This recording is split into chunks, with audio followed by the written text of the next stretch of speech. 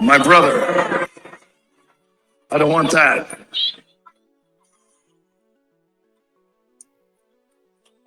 I want your soul.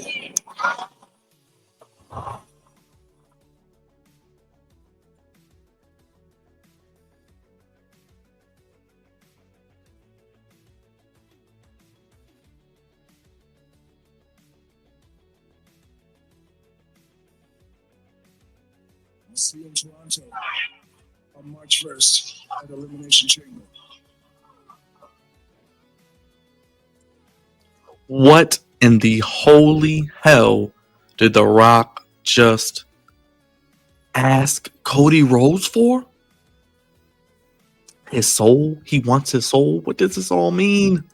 We'll find out this Saturday at 7 p.m., 6 p.m. Central, 4 p.m. Pacific, as it is time for WWE Elimination Chamber. We'll be live for it. You know the vibes. The Flex Zone Podcast, only place giving you wrestling content how you want it when you need it. And we got Cody Rhodes, The Rock. So many questions. We want to hear from you. Make sure you rock bottom that subscribe button, you crossroads that like button, and you go ahead spine buster that bell. Sound off in the comment section. Who will accept The Rock's offer? Will Cody turn heel? Who will it be? We want to hear from you. What's going to happen in Toronto? It's the Flex Zone Podcast, and let's talk all about it.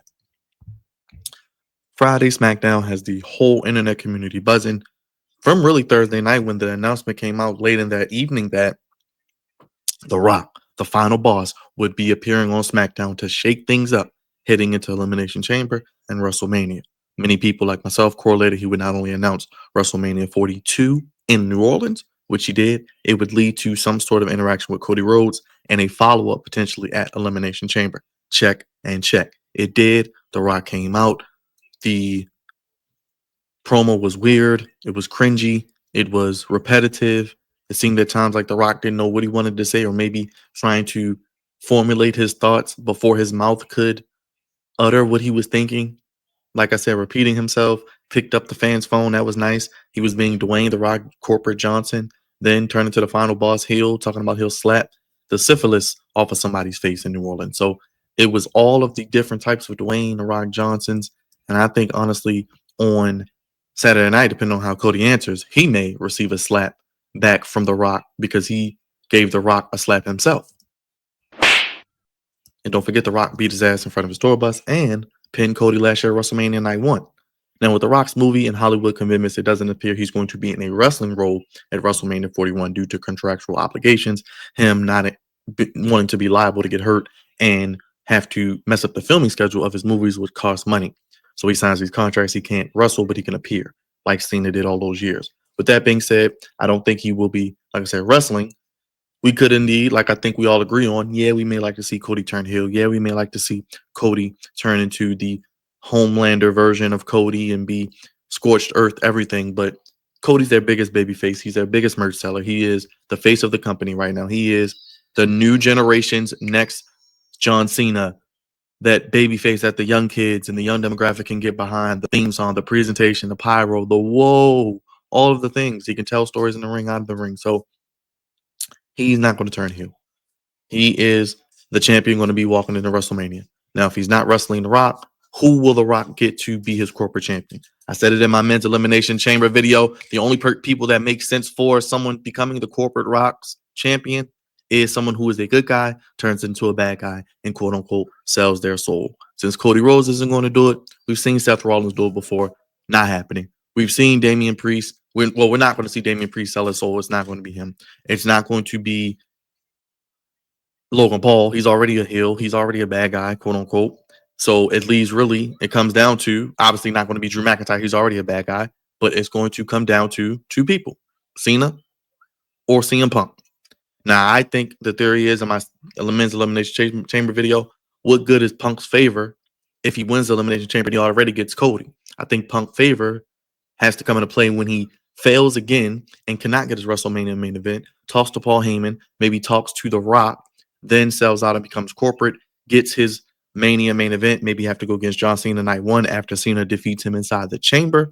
Then he beats him in night 1. Then he goes on to night 2 and defeats potentially Cody. Then he is a Rock champion, a heel Punk, Cody in chase mode. We could then do Roman Punk. We could then lead into maybe Randy Orton taking the belt after Cena wins back the belt from Punk.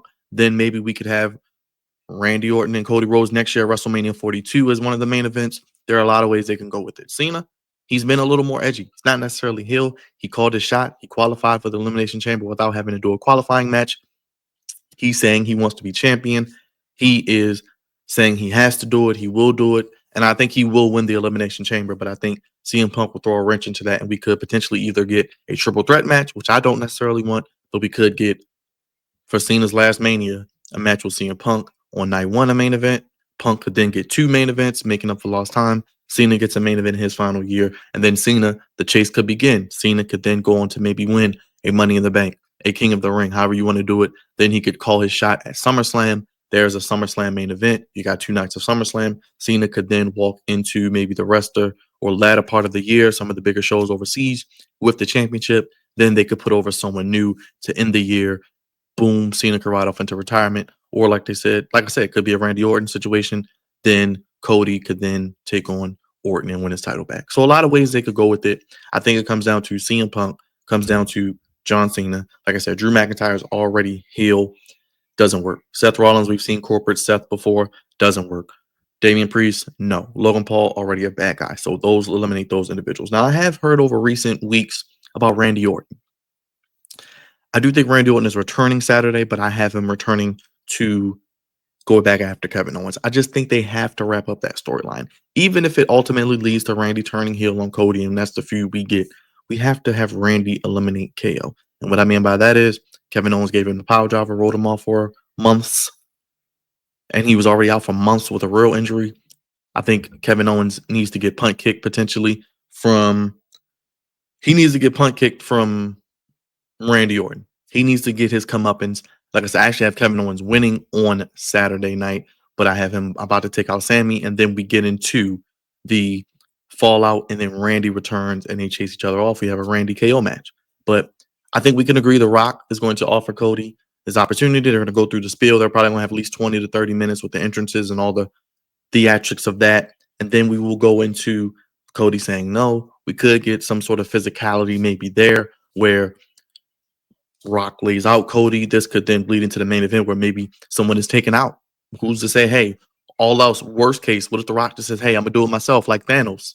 He got that kind of power. He can probably talk to the movie studios. He says, hey, I'm going to just go ahead, do it myself. I'm still going to wrestle at Mania. Y'all move Mania back not only because of the NCAA tournament, not only because of Easter weekend, but because of me. I'm Dwayne The Rock Johnson.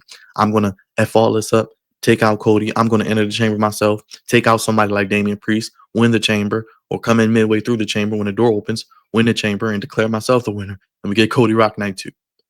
But those are 3 things that can happen to Rock, which is least likely wrestles himself against Cody. Then it becomes to, what do you want to see?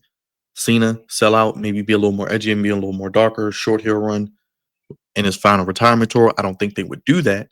Hence why I think it could come down to CM Punk, where he loses on Saturday night, but still wins, cashes in a favor.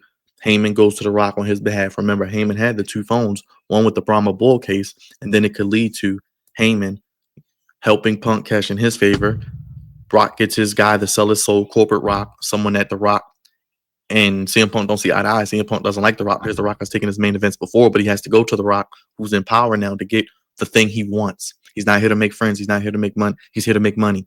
He's the devil. He's corporate. He's tweeting, oh, I like corporate Punk with the suit on and all of that. So we haven't gotten a heel Punk in WWE since like 2009 or whatever, but that would be intriguing because I don't think they want to boo Cena. So that could happen. But I just feel like Cody is still going to end up winning in the end and being the champion after WrestleMania. Punk could get his main events, but he probably won't get the championship. Cena may get an O2 and final last run main event as well, because we could get Punk and Cena on night 1. And then, like I said, we could have Punk beat Cena, and then you could have Cena beat Punk inside the chamber, Punk beat Cena at Mania night 1. Then you could even have Cena be the person to take the title from Punk if Punk does ultimately beat Cody. So a lot of ways they can go, but we're excited. We're almost there. We are only a couple of days away from the Elimination Chamber. The Flex Zone family, God's favorite host. We're going to be live on Saturday night, 7 p.m., 6 p.m. Central, 4 p.m. Pacific. Make sure if you haven't already, rock bottom that subscribe button if you're new. We do this for every PLE. We preview all the matches, break them down, book them, look long term, kind of how we got here, how I think the match is going to play out, any surprises, any ways they may win or lose. Like I said, I can see this going on right before the main event, then bleeding into the main event. Gave you a lot of theories. Hope you love it. All from the heart. How I can see it going on Saturday night. We'll be live for that. Got all the other previews on the channel. Check them out. Each match broken down just like this and more. We're live for Raw. We're live for NXT. We're live for Dynamite. We're live Friday night for SmackDown, the go home show for Elimination Chamber. So join us RSVP by hitting that bell. Leave a comment. How do you have this segment going? How do you have the rest of the matches going? Will Cody accept the offer? Who will accept the offer? We want to hear from you. Flex Zone Podcast, your home for wrestling content and sport. How you want it when you need it. Put your ones up. Acknowledge us. God's favorite host. Hey, don't sell your soul, everybody. Stay down. We love you. We'll see you on Saturday night for Elimination Chamber. We'll see what Cody does and how the final boss reacts. We'll see you. We'll see you on the Flex Zone right here. Oh, man, we love you guys. Thank you for joining us. We'll see you in the next video. Peace.